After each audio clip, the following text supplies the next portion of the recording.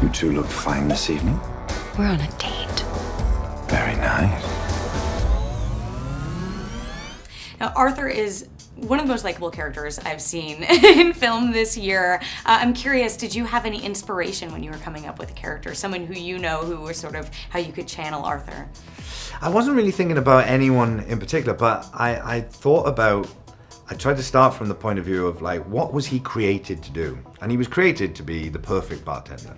But that's not about making drinks necessarily, that's about how he relates to his customers, you know. And so the perfect bartender, I think, anticipates the needs of his clientele. And of course, in this situation, he only really has one customer. And what Jim needs is another human being to connect to. So everything in Arthur is trying to be as human as possible for Jim. But of course, he keeps bumping up against his own limitations because that's not what he was built for. And I think that kind of struggle to try and make someone happy, but be kind of bumping up against himself all the time is something that I think everyone can relate to, whether you're a robot or not. Well, that's sort of my follow-up question. Was your point of entry into physically portraying the character thinking of him as an android or thinking of him as the personality? I sort of tried to think of him in a way as being like a child.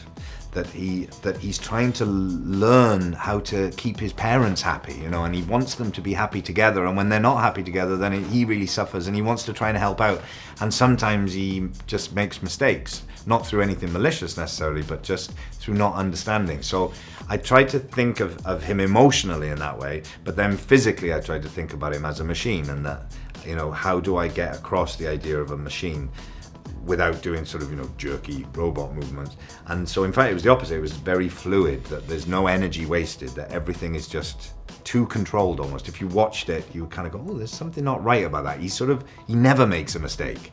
That to be human is to be fallible and to make mistakes, and the robot part of him never makes mistakes, but the part of him that wants to be human does make mistakes.